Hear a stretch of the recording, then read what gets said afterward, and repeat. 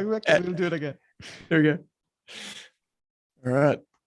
Now it looks like we're live. So apologies to anyone that was watching live. I thought I'd click the live button, but I hadn't. So we started chatting. Mate, how are you going? I'm good. I had breakfast with my wife today because my wife has a day off. Actually, she had a booster shot on Thursday, and she's been pretty sick actually post the booster shot. She didn't have any kind of reaction, really a big one with the first two, with the booster one, and she was vaccinated much earlier than most of us, with me as a healthcare worker. But she's well past her 6 months. She got a booster shot, so yeah. Is that a good sign? Is that a good sign that she reacts to it, or? I guess so. I mean, it means that, I guess the vaccine is doing its thing. But man, I mean, it's like, yeah, it looks like something hit her. Right. Yeah, right. So. I didn't react so much to the first one, Pfizer, but the second one, that got me. That got me really good. So if the third one builds on that, if this is maybe even linear, it doesn't even have to be exponential. It could just be linear, and I would probably be up the creek without a paddle, so to speak. So your week's been good, mate. What have you been up to? Oh, nothing much. I mean, when I say nothing much, I mean, I had a good week. I think, I did a bunch of reading around stuff. Some of the things we're going to talk about. So I've been reading a lot about what's going on in the cloud world. And I've been working on my recommendations. So, I've got my recommendation locked in for the 1st of December. Only a few more days to go.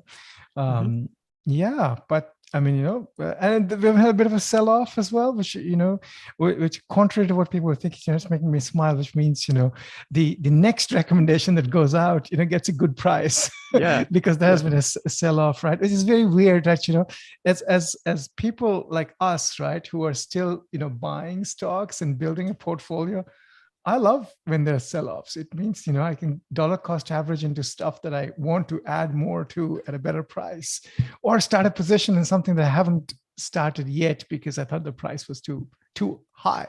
So that's it. Yeah, I put out a tweet yesterday about EML, which is another thing we'll talk about. So we're going to talk about cloud computing, AWS, and Cloudflare. We're going to talk about a few companies in the ASX like EML. And I put out a tweet saying it's been a fun year for EML shareholders. And it's tongue in cheek, right? Like you say that tongue in cheek, but a lot of the people that own EML quickly piped up and said, it hasn't been fun. It's been pretty scary. And I think the difference is once you've done it for long enough, you come to know that that's okay, that the volatility is just part and parcel of investing. And that's what I love about it. I love it when people disagree with you. Because, well, I love it when you're correct. It's not so much fun when they are all correct and you thought you had this variant perception that turns out not to be so.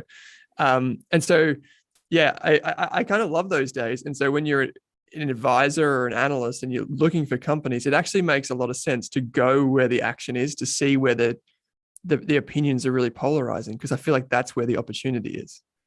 100% agree. I totally agree with that. That's where the opportunity is, right? I mean, some of them you're going to be wrong, which is completely fine. But the ones you're going to be right, you're going to make a squillion there, and that's going to make up. I love to say, maximum downside is 100%, right? And if you're betting on a good company, a maximum downside is probably 50% in terms of capital loss, right? I mean, unless the company is going bankrupt, probably going to lose 30% of capital. But your upside in many ways is uncapped, right? You could go 5x, 10x. 50x, maybe 100x in some cases, right? And those variant perceptions, those are, yeah. So I saw that chart and I said, Owen is poking some fun at people, but but it was. Let me put it this way: it was too good. The tweet didn't say much, so people were saying, it's not really clear what you were trying to say, right? That's, you always just leave a little bit open to the imagination with tweets. And then people, you never know which way people will go about it. And maybe it's a bit of like goading them, getting them to come in and say something. But it's always good when a company like EML jumps 30% on a single day and you've held it for so long and you've been underwater for a while. So, yeah, great stuff. But we'll get to that in a sec. So you've been working on like getting to the bottom of what's going on with Cloudflare versus AWS and the whole ecosystem there. You've got a recommendation coming out. Anything else on your radar? Well, those are the two sort of main things. I mean, I think nothing else really has been on my radar. I mean, the volatility has been there. There's a new Fed chair been picked, well, which is basically a continuation of Jerome Powell. And there was some, I think, I'll make this quick. There was some, the other contender was supposedly dovish, means, was going to be, I guess, even more loose in terms of, I don't understand what more dovish means than the current situation, because I really can't imagine how can you be more dovish than current situation. So, the market, it seems like, was a little unhappy with that, which basically, I think they read it as well. The interest rates are going to go up. Yeah. And other than that, really, I've been having, I thought, yeah, it's good. There's a little bit of volatility, but nothing else really. Yeah, fair enough. Yeah, it's been a pretty busy kind of glide into Christmas for us here at Rask. It's always that bit of planning. Like, people start planning earlier and earlier these days, it seems, like what's going to happen in 2022. But the last week, we've seen some podcasts go live on this channel, the Australian Investors Podcast. We've had a podcast with a quantitative investor, which was really interesting for those investors who don't know what quantitative investing is, what factor investing is. It's actually fascinating because not just in the way that we know factor investing to be if this, then that, but more so around the future of portfolio building. So I'm not sure if you're really across this, mate, but more and more in the US, what we're seeing is portfolios, custom portfolios built. Basically, imagine an ETF, right? Where normally you go and you buy off the shelf ETF, and it might say the ASX 200, the S&P 500, the FTSE 100, whatever. But imagine if you could look through that portfolio and you could see, oh, the ESG rating for this is only a C+ when I want it to be a B+, or the price to book is, 4x and I want it to be 3x. Well, some of the new platforms, particularly in the US versus Australia, is slightly different legal structure there. But what they're doing now is basically saying, what index do you want? What do you want your index to be? And we will collect that basket of stocks for you automatically. And that's a really interesting thing, because effectively quantitative investors can get exposure to portfolios designed for them, like index funds, basically for them. Like, what do you want? You can have that. And that's possible in the US. It's a bit easier in the US because of brokerage and because of all the different things that go on over there. Whereas here, you typically have to be a high net worth to get that type of bespoke portfolio customization. So that was interesting. I kind of went down a bit of a rabbit hole on that one. And we're doing this thing, I don't know if I've mentioned it to you, but we're doing this thing called the Rask Christmas Giving Appeal, which is where we've partnered with the Smith family and the Life You Can Save, which are two charities here in Australia and registered in parts overseas. But basically what we've done is we thought, well, we get, tens of thousands of people listening to our podcasts, and most podcasts do a lot of advertising. We don't really do advertising. So why don't we just fill that with slots for charity, for people to donate? So that's what we're doing between now and the end of Christmas, trying to raise awareness for what the Smith family are doing and what the Life You Can Save are doing. So if you're looking for a place to give this Christmas and you're listening to this, go right ahead. There's two charities right there. Tax deductible over $2 too for Australians. So great news. So, mate, we've got some stuff to talk about today.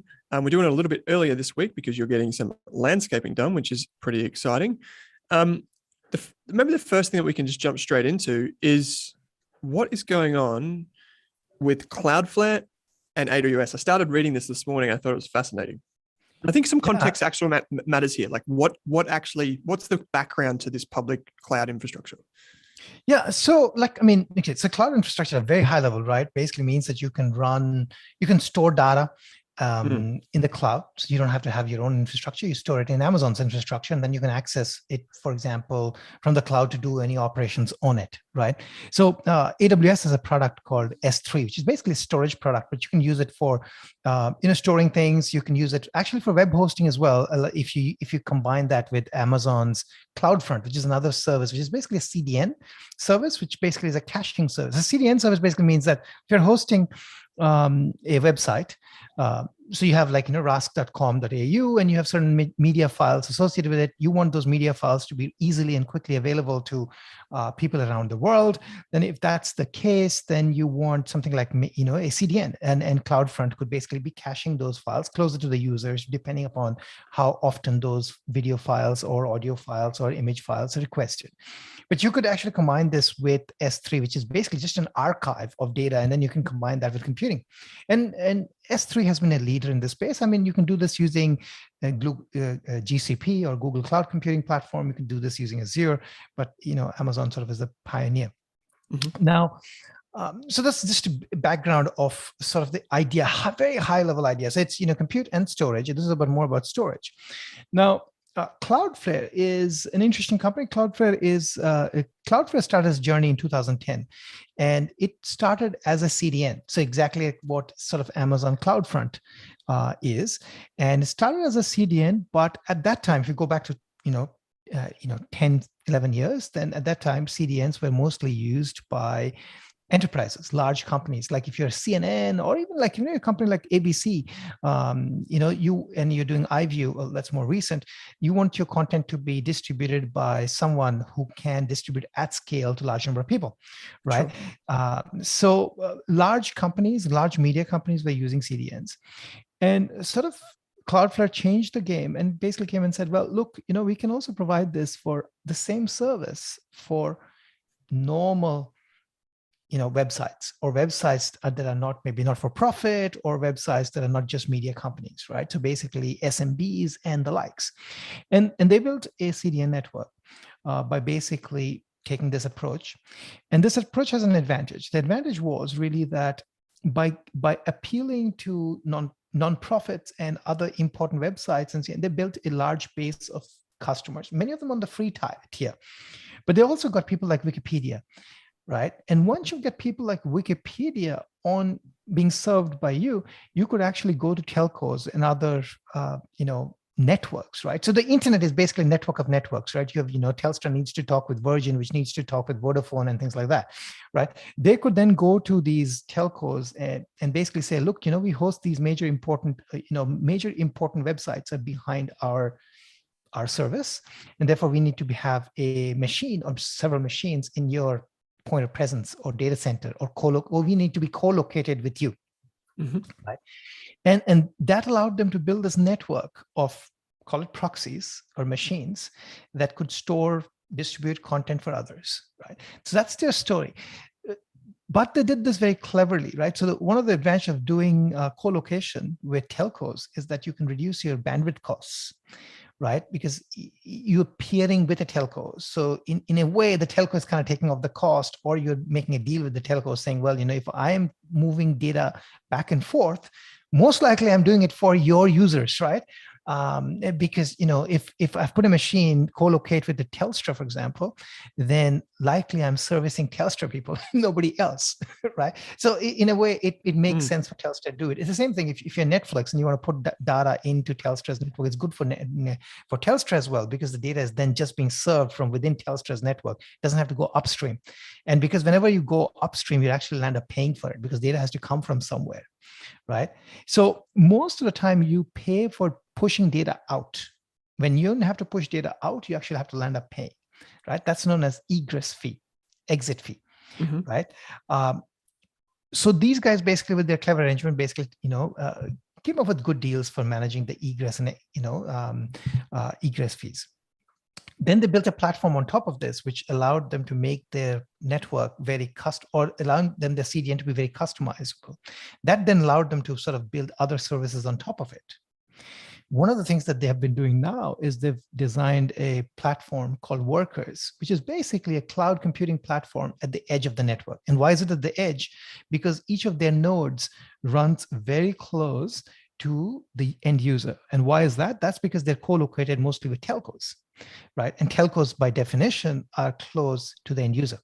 So they're, at about 200 end locations, and they could be, within tens of milliseconds from end users. About 95% of the world would be reachable by them. So they've got a highly distributed CDN network, which can then be used as an edge computing, cloud computing. So you can do cloud computing stuff instead of doing it in large data centers. You could actually now do it at the edge of the network.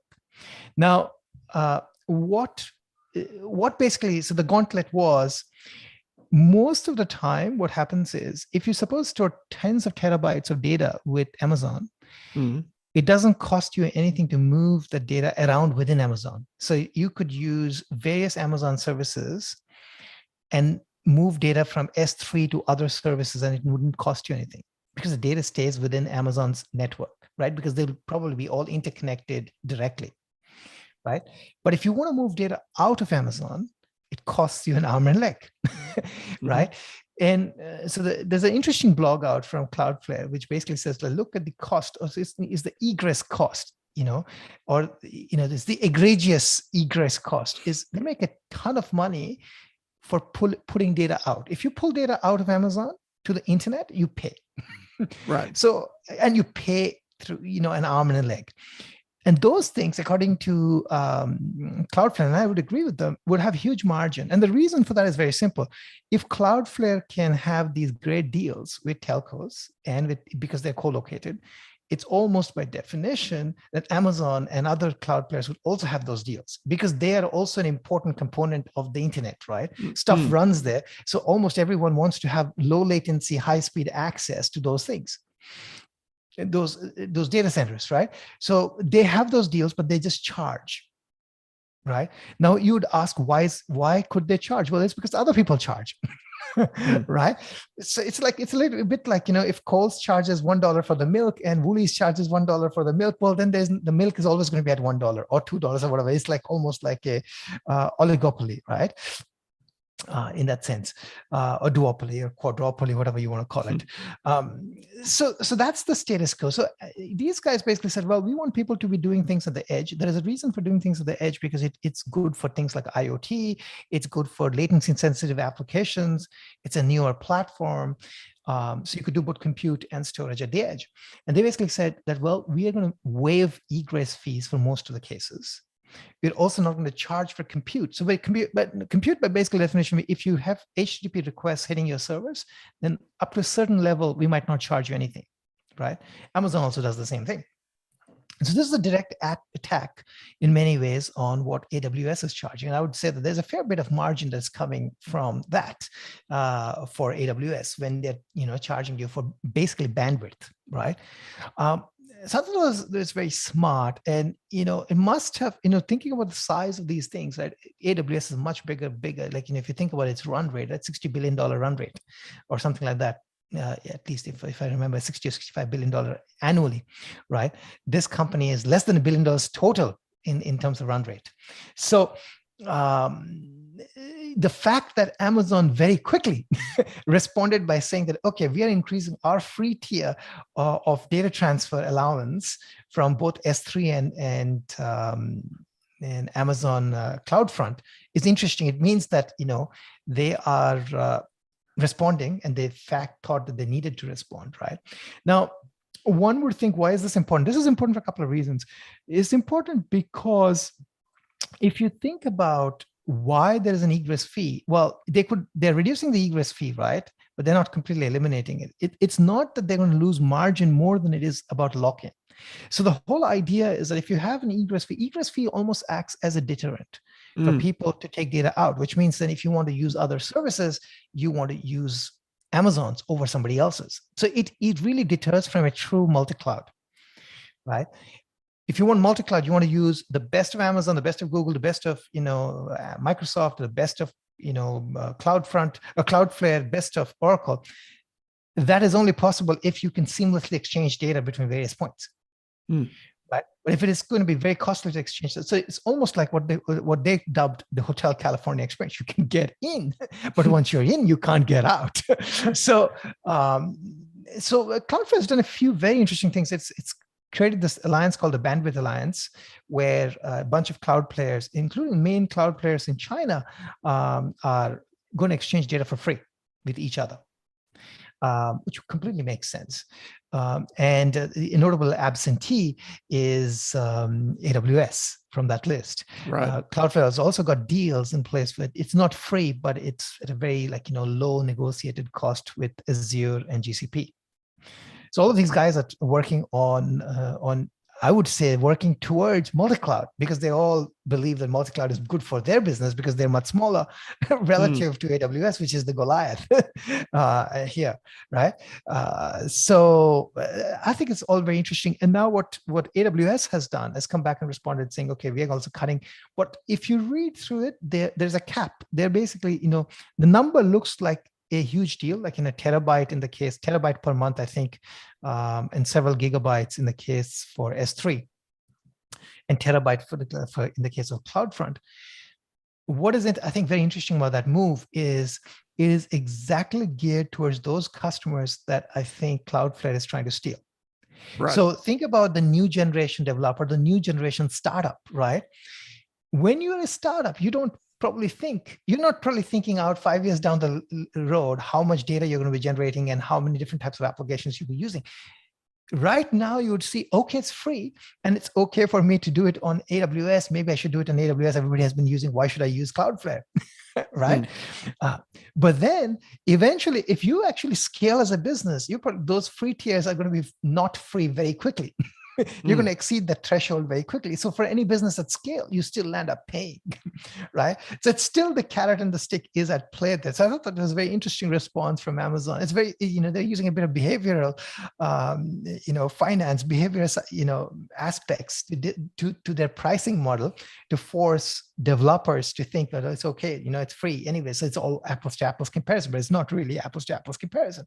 So I think it's interesting, and so I'm waiting to see what the next move is going to be from Cloudflare. But, it looks like there is probably a fourth player in the cloud infrastructure play in the making. It could be Cloudflare. And the other, I guess, takeaway is that this is really pushing towards a true multi-cloud environment. And true multi-cloud basically means more cloud uptake. So this could be win-win. This could be one of those things where, the pie just becomes bigger for everyone to enjoy. And better applications for all of us as consumers, and better things for all of us as for enterprises to do. So I mean that was my category. So I think I thought it's interesting. Yeah, fascinating. So I've got so many questions out of this, so I hope we can keep talking about it. Is first of all, if you were building on the cloud today, is it possible that you would just build on Cloudflare because it is using edge computing and it's closer, to use, it's faster, it's more responsive? Like, is that reasonable, or would people still store a lot of their stuff in Azure or AWS? I'm just thinking, like, if it's co-located, is there an extent to which it can be co-located? Like, it's not a true data center, right? Like, it can't store everything there. Is that right? I think you could store everything. So I think, so I don't have a good answer for this. My guess would be that they don't make everything possible, would be my guess, because it's a relatively new platform. So they might enable new things to happen. They might enable certain things to happen in a much better, much cleverer, much maybe cleaner interface, much easier to design. But I don't think they're positioning themselves as a data store. Right? They're basically saying run compute and store some data at the edge. So there might be some applications which are, which say that you want to store certain region located data only in certain regions, and you might want to, store them for intermediate periods of time, and then maybe for, backup data. So like if you have a backup application, I would still think that the backup application uses things like AWS, S3. Like even iCloud, for example, uses GCP, and I think Amazon and everything, it's iCloud storage. There are some servers that are from Apple that are doing it, but there's a bunch of external Amazon S3 like services that's being used to store the data. So I don't think they're trying to replace everything. What they're saying is that for certain applications, you might find it easier to build it on Cloudflare. And for certain applications, you'd actually want to build it on AWS. And for certain things, you might want to use GCP. Then of course, I think the eventual, I know what you're getting at. Eventually, everybody wants to be all encompassing, right? So the whole point of, having AI applications run, and having a collaboration with NVIDIA and things like that is all about, and running GPUs at these co-located data centers is all about, I think, doing a lot more locally, right? So at some point, it tries to become all encompassing. And that's because traditionally with the CDN networks, they would be news sites and video. Like you said, you would want that stuff. And Fastly comes into this because a lot of developers would choose Fastly for really, really rapid response times and changes to, when we saw Fastly go down, we saw websites, I think it was like the Financial Times or New York Times or something, was impacted by that. And so I feel like as we demand faster speeds, as we want to get closer to the computing source, I feel like that may be some sort of strategic edge for Cloudflare. Yeah, so I think, so the latency, I guess, is the main thing we're talking about here, right? Exactly. So if the data is stored far away, you could do compute as quickly as you want, but you still have to move the answer back, or whatever you have, the post processing results back from wherever it is back to you. Now, the reality though is that these guys, both Azure and AWS, they may not have 200 POPs. They may not be present in 200 points of presence and things like that, like Cloudflare is, but they are present in a lot of different places. So again, like if you're thinking about having something, serving customers in Melbourne and Sydney, well, then, you could get that easily done using AWS and Azure or GCP, right? Because they would have data centers in those locations, right? So, and those data centers then would be, physically interconnected to the various telcos that exist in a given place, right? So I think, again, they have major footprint. These guys also have major footprint. It's just not as distributed as the Fastlys of the world, or as, the Cloudflares of the world. So almost like, I would say, the CDN is not really by definition programmable, right? So CDN is basically a caching network. Yeah. Right. And you can have different algorithms for purging things and moving things into different caches, and you decide which one, like a simple algorithm might be on the first request that is not served by the cache, move the things to the cache. Right. And then keep it in the cache for a long period of time, or keep it in the cache until the cache is full, at which point you throw the stuff that hasn't been accessed for the longest period of time, right? So you can have a frequency-based policy, you can have a recency-based policy, you could have, some other aging-based policy, right? You could age things out after a period of time because the things like, are not relevant, say after 15 days, for example, right? But that is very reactive, right? Whereas a programmable edge would mean that you can do a lot of computing there. So you not only have data for serving static video files or static images, right? You are actually actively doing compute on a data. That promise is not realized for Fastly to a large extent. They've talked a lot about edge computing, but that hasn't really realized. Whereas sort of Cloudflare is realizing that by saying that, well, we have a proxy server around the globe. So it's a distributed proxy server, and we could use the distributed proxy server because each server runs the same code, or the same, I would say, the same protocol stack or same stack. And therefore you could deploy code simultaneously across the entire network seamlessly, right? And that is a pretty powerful thing to have. So again, I think there's going to be a lot more iterations happening over time. Yeah, and for those of you that don't really know where we just went in the conversation, basically what we're talking about is making the internet faster for users. And the way you can do that is you can cache things and you can store things closer to the user, whether that's in their browser or on a server that's closer, edge computing. So it's a fascinating thing because we all want the internet to get faster, and move to the cloud is a massive shift. And it's like a tectonic shift in the internet and the way we know it. And it actually presents huge opportunities for investors, as we've seen over the past few years with AWS, Azure, even GCP. So if a fourth runner comes into this, a business that is already sticky enough, which is Cloudflare, it's a really interesting company to follow, I think, going forward. We use Cloudflare actually. We use Cloudflare for serving content across the internet, and they have so many tools now that even just with the basic package, that land and expand model is so clear to me that it works, because of course I'm going to pay for the basic CDN. And then I want that always online feature, which is a feature basically when your website goes down, anything that's stored at the edge can still be stored and people can still see your website. They can't interact too much. So they can't go into too much depth and compute too far, but they can still see something. So it always looks like you're active. And why wouldn't you have that as a contingency, even if it's only a couple of dollars a month, right? So really interesting. DDoS protection as well, right? You can DDoS protect your site. 100%. You have to. So you have to. I remember it's gone back a few years, but this is the classic founder story.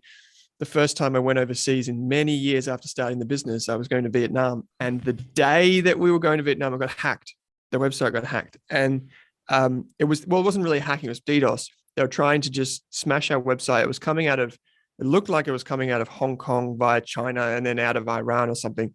And basically the only way for us to prevent it was to go into Cloudflare and get them to just cut that connection continuously. And then you put in geo blockers and all this sort of stuff. But without that, we would have been very vulnerable and our website would have been smashed. It would have gone down for who knows how long.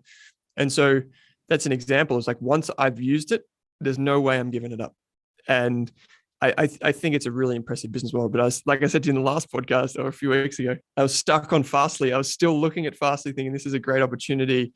This business looks like it's the leader. It's the leader. And what I should have been doing is thinking, maybe not who is going to win, trying to predict that so early, maybe trying to think a basket approach might have been better with something like this. And then I can't hear you, Owen. Oh, you can't hear me? How about now? Have you got me? Or is it at my end? Hello. What Keep talking, because I can't actually hear you at all this time, which is very, very interesting. But can our users hear us? You can keep talking. Can anyone hear me? We've got people watching live. I hope they can hear me. Can anyone hear me? Doesn't. What is going on here? Hello? This is always a bit of fun. We're probably on a Cloudflare network, if anyone can hear me. Yes, I can hear you now. You can hear me now? I don't know what happened. We're back. Yes. So Thomas said he can hear me. Thanks, Thomas. Yeah. It must be the Cloudflare network. or it could be the Starlink network. Yes, it's probably the Starlink. The Starlink decided to selectively drop the audio packets. Actually, we can just blame Zoom, Yeah, that's it. Probably, Zoom's bombing out anyway. It was a COVID stock. Yeah. Actually, that's an interesting thing. I wanted to talk to you about this is because I saw a massive list. I can't remember who posted it on Twitter the other day. There was a massive list of all these COVID stocks and Zoom was amongst them. And it was showing some Pinterest is a company that I own. So full disclosure, I haven't avoided this. Many of these companies, these internet companies, have been absolutely smoked by this kind of reopening trade. Have you looked at any of them? Have you thought any of them are interesting? I have a few. This is pretty. So to my full defense, I owned the stock before COVID, and it's a stock called Teladoc, and I've actually owned it for a few years. And I really believe in, I just believe in a secular tailwind. But that company had a huge run up because of COVID, right? And now it has been completely smashed. I'm basically saying, well, if it falls another 20%. I'm going to just, maybe think of backing up the truck or something on this one. But it's been hammered, and at one point, it's been completely hammered. So that's probably the one I can think of as a COVID stock. I mean, the other one I've looked at, Zoom really, it's been like, it keeps delivering these huge free cash flow numbers in billions of dollars. And the stock just keeps going down. So it's going to be interesting. But Zoom reminds me a little bit of what your product can become somebody else's feature, which I guess you're going to talk a little bit about. So I'm not going to talk too much about it. Yeah. Well, Teladoc, I don't mean to rub the salt in the wounds, but I followed Teladoc from a distance because I think it's a fascinating business. At one point, I hit $300 a share, and now it's down to 106. So to give you an idea of how far this business has fallen, even Zoom itself over the last little while, we all know Zoom synonymous with COVID, but also just video conferencing in general. That was what, $550? Now it's $208. So this is it's hard, but this is part of investing too, right? Like this is the psychology of the market, because fundamentally Zoom hasn't changed that much. We're still using Zoom. The business is still growing. The business is still generating free cash flow. So fascinating stuff. Yeah, I saw that list. I think Peloton was another one which we spoke about with Claude, which that's a different beast altogether. But yeah, that's a different beast. Peloton. yeah. So it's been a wild few weeks. And why don't we switch gears to one of the companies which we said we'll talk about, which is EML. So maybe I can bring up the update here. I'll just share my screen with you. So here we go. This comes to us via, I think I got it from Ticker. So CBI? Here we go. Yes, it comes to us via the CBI as well. So this is the Central Bank of Ireland / EML's update. And for those of you who don't know, you can go back to a couple of episodes ago where we talked about EML payments, but someone said this is a bit of a stretch. I'm going to just run with it for now, and then someone can correct me in the chat or on Twitter. But someone on my Twitter feed that said EML is the Stripe of Australia, which I think is a bit of a stretch, but I'll just take it for now because I own shares. So EML Payments obviously does. It's basically a fintech enabler. That's how it's described. It helps other businesses take payments, send payments, and just transact generally on the internet. And one of the things that they got caught up in is about 20% of their revenue or so was caught up in an acquisition that they made in England / Ireland, which later got regulated. And the CBI is the organization that did that. It was the Central Bank of Ireland. And they basically came out and said, we're going to do an audit of you. We're going to review your business. You can't accept any more clients until we've talked about this and gone through things. And the stock, which I think I've got here inside the ticker terminal, you can see what's happened over the last, say, 3 years.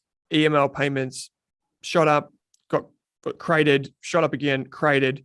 This first one was basically the result of the company making an acquisition, heading right into COVID.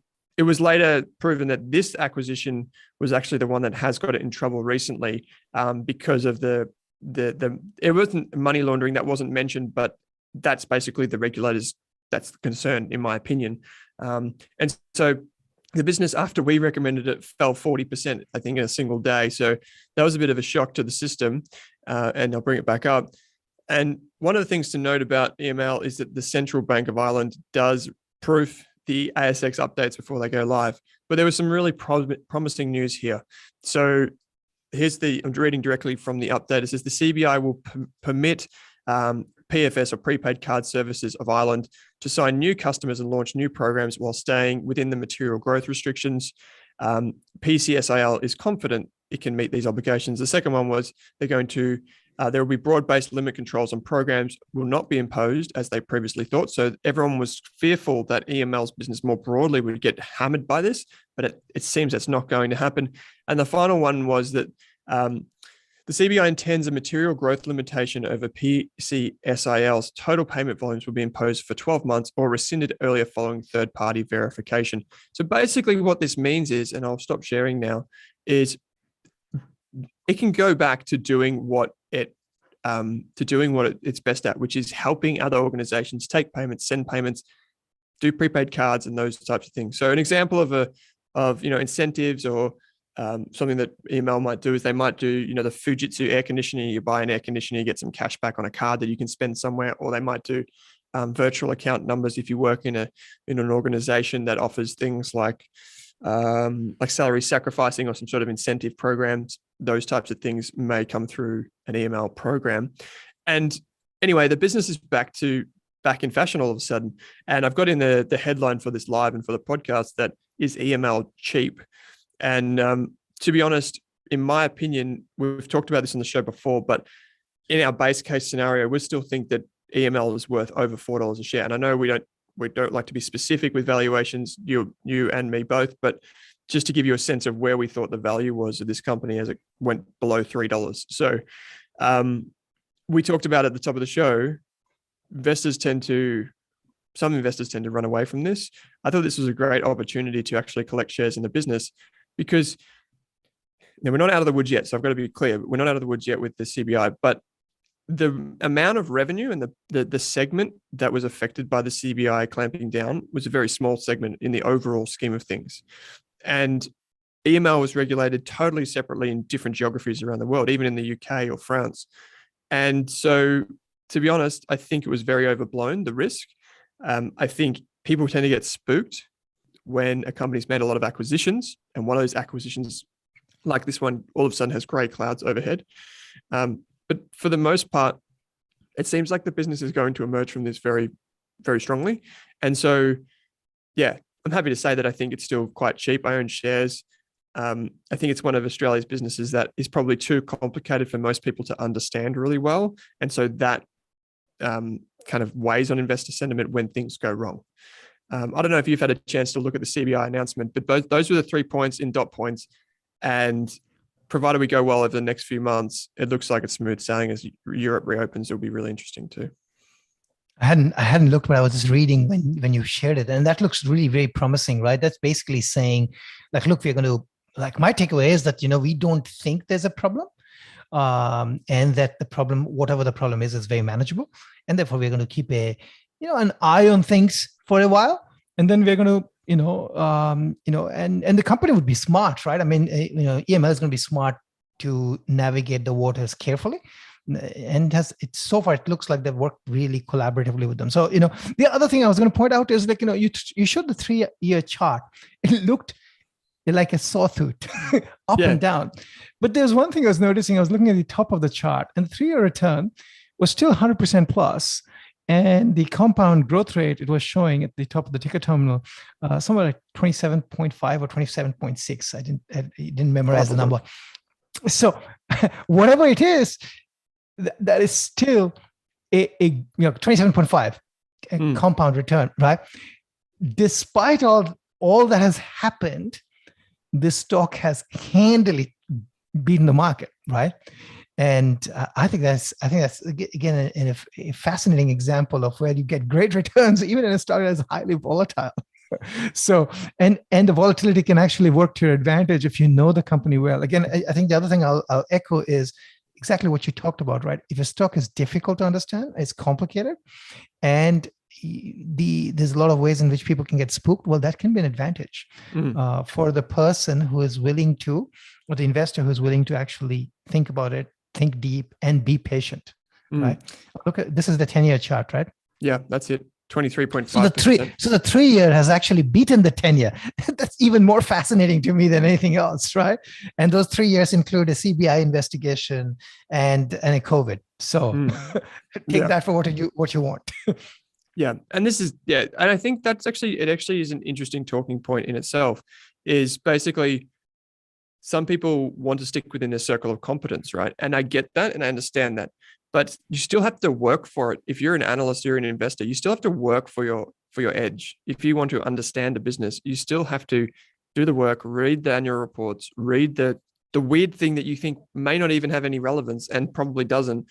You still need to read that and understand it, because a business like EML, which has, does payments in multiple jurisdictions, got multiple segments, regulated in multiple different ways with hundreds of customers, it's a beast to try and wrap your head around. But if you're one of the few people that truly can understand the business, when something does go wrong, you have a much better chance of understanding than, say, if you owned a supermarket like Walmart or Woolworths here in Australia. You and 50 other people at any one time is researching that company and understand it pretty well.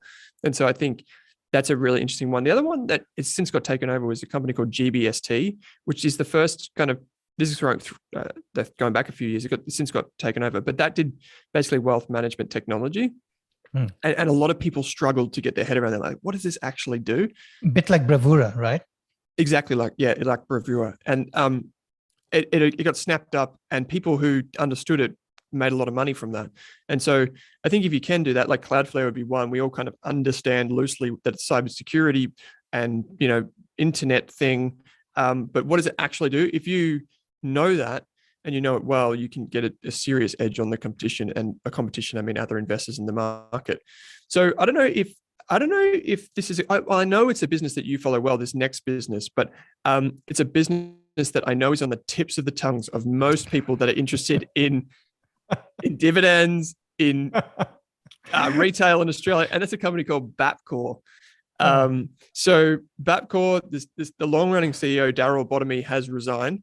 And this is interesting because I believe at the most recent AGM, he basically secured another few years, and he's been with the company for so long. So it's a really interesting time to step away. But I mean, the business itself, it owns Autobarn, it owns a bunch of other businesses like Bursons, if you're familiar with that, from auto parts. And in Australia, it is the place to go for a mechanic. So speaking of co-location, they don't quite co-locate, but they get very close to those industrial areas around your home or around your work where there are mechanics actively servicing cars, and they have these small kind of warehouses that service those on the daily. So a mechanic can, when you drop your car off at 7 a.m. in the morning, the mechanic can look in the engine and say, okay, I need a gasket, I need a spark plug. Who's got that? Well, I'll call Burson and I'll have it here in the hour. And that is the competitive advantage, in my opinion, of a business like Burson, which is owned by Bapcor. And this CEO, Daryl Bottomy, has overseen the IPO, I believe, and has really steered it to success. I'll see if I can bring up some sort of chart here. But I don't know if you've had a chance to look at this, mate, or if it's a company you follow closely nowadays. But for a long time there, it was a real market darling of a business. Yeah, no, I haven't, followed it that closely. There was a point at which I did follow it quite closely. So my take has always been that, like the Wayne Gretzky quote is, you want to skate to where the puck is going to be, not where the puck has been. And, Bapcor is a business which is all about where the puck is currently. And the puck is rapidly becoming smaller in size. Now, I think there might be one advantage, Australia is not a very big place in terms of, uptake of EVs and things like that. But a lot of the stuff that this company does becomes antiquated in an EV first world.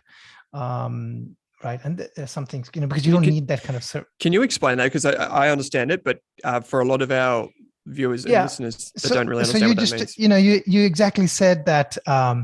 So what does Bapcor provides? It provides auto parts, gaskets, timing belts, oil and filter change equipment, and, brake pads and things like all sorts of screws, bolts, nuts. And it has got, these warehouses that are co-located or very closely located. They're in industrial areas located close by. They have these trucks or the vans that roam around and supply dealers and things like that, right? If the world is moving towards electric vehicles have very few, parts that need that frequent servicing, right? They don't have a timing belt. They don't have oil and filter change requirements. They don't even need brake pad replacement because you don't use the brakes because of regenerative braking. I've had a Tesla Model 3 for now, over 3 years, maybe 2.5 years.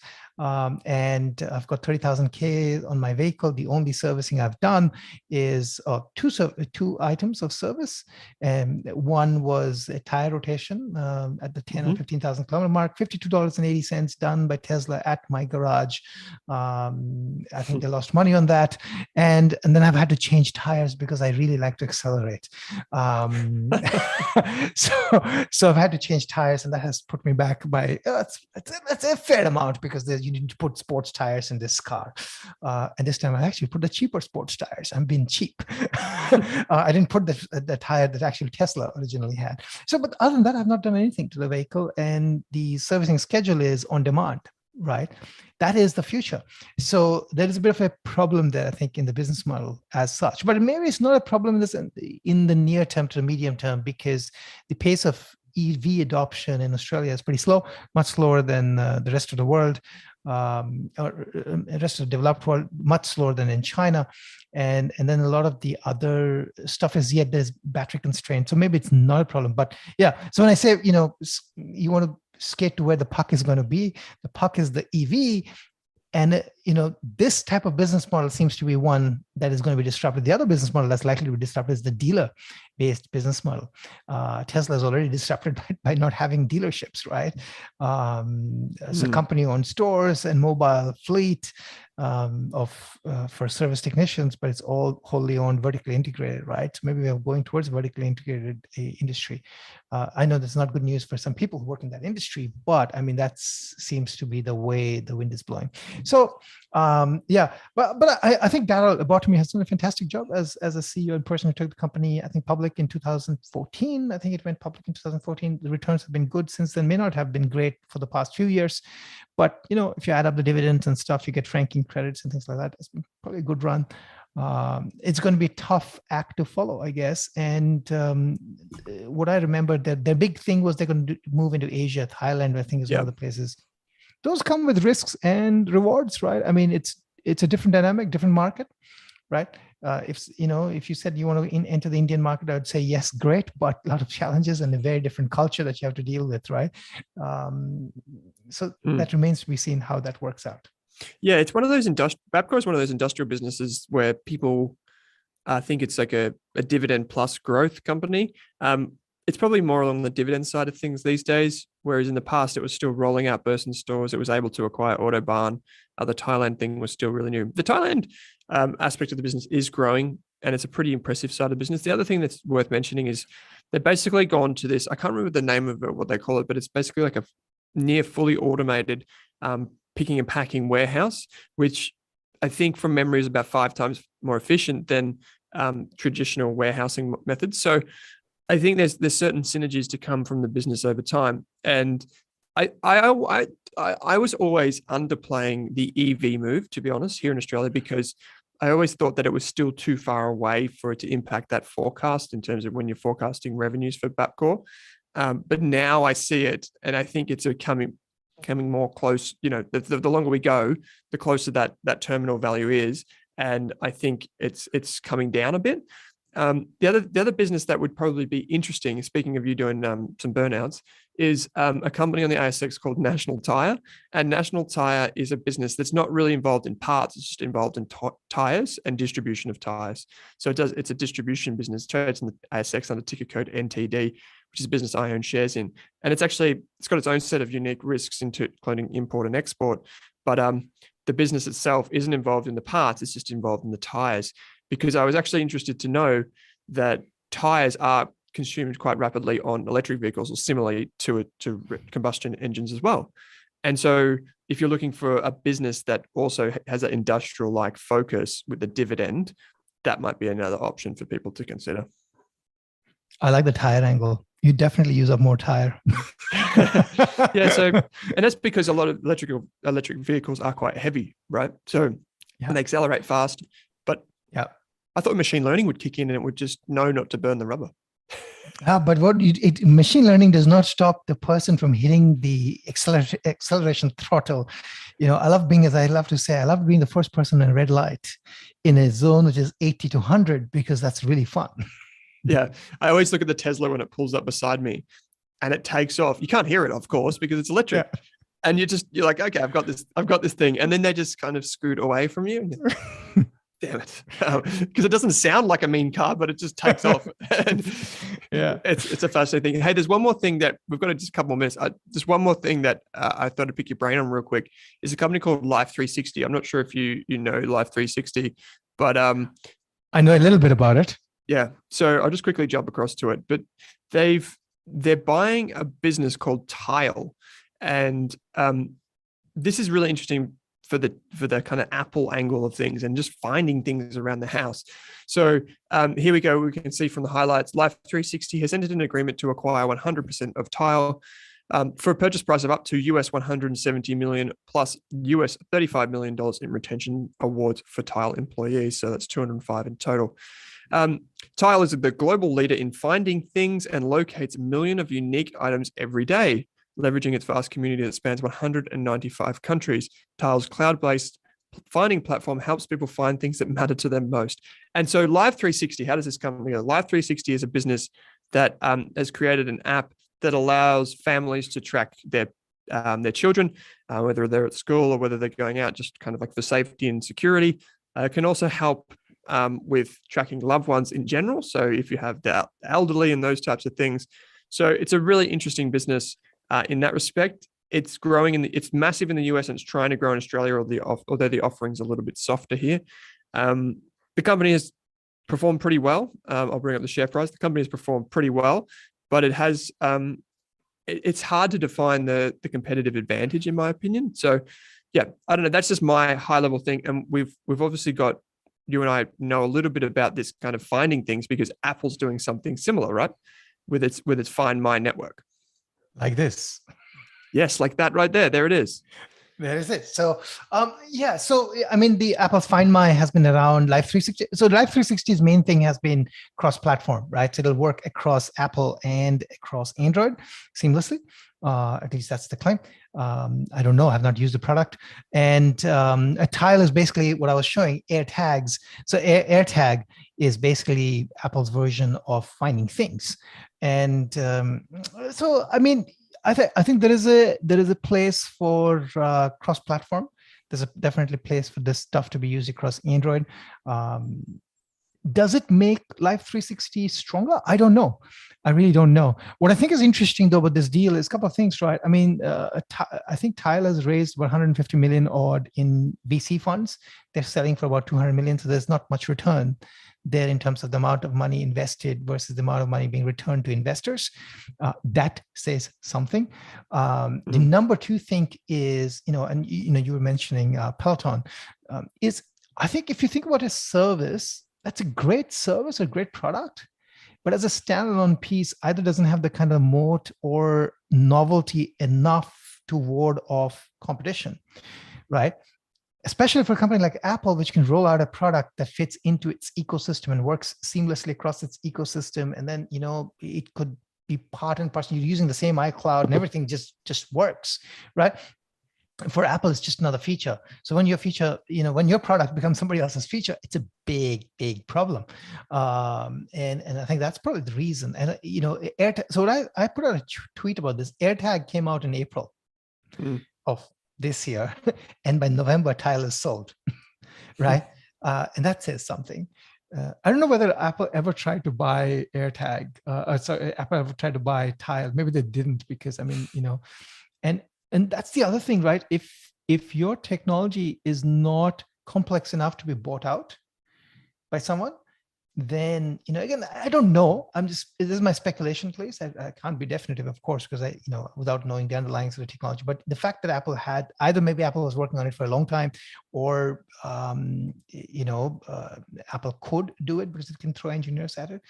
But again, if something doesn't require that many hurdles to be jumped, then it is easier to I guess, demolish you or, put you into a corner and things like that. So that's what I think. I'm not 100% sure how this adds value, but maybe the price is just too good. And maybe this gives, I guess it helps with, maybe the angle I can think of for Life360 is land and expand, right? So you sign up people with Find My. Now you can add Find My. So you can find my people, and now you can find my things. And there's a little bit of a land and expand model maybe here that's possible. So maybe it helps with retention and just more products to sell. So there's probably some logic there that I can think of. But that's my take. I mean, yeah. It says just in the announcement, and I'll get to just some short thoughts quickly, but Tile will also have immediate access to the Life360 user base as a new plugin ready distribution channel and extension to its current finding network. And so I guess one of the things here from Life360's perspective is that it can do more things with more people. So more tracking, the ecosystem becomes larger more quickly. And conversely for Tile too, they then have access to, I think it's 850,000 paying circles, which are the circles that are family groups that pay Life360. So it's a really interesting business, and I think it's complementary, but I think you're right. I think it's a little bit different. I think it's more about these two playing together in a niche rather than going outside of that and trying to conquer the world, say more like AirTags or something like that. Fascinating business. and an interesting acquisition, quite a big acquisition for Life360, if I do say so as well. So capital raisings and all the like, really interesting business model overall. So mate, that's about all we have time for today. You've got the recommendation coming out, which is fantastic. So people can head to 7investing.com/subscribe. You can find out more about what I'm doing at www.rask.com.au. We're also on Twitter at 7A Mahanti, and I am at Owen Rask. You can find us on Twitter. It's a great place to engage with us because then you can keep up to date with when we're going live, and you can pitch us some stocks as well. So, mate, as always, pleasure. Thanks for joining me. This is always mine, Owen. It was a fantastic chat. Cheers.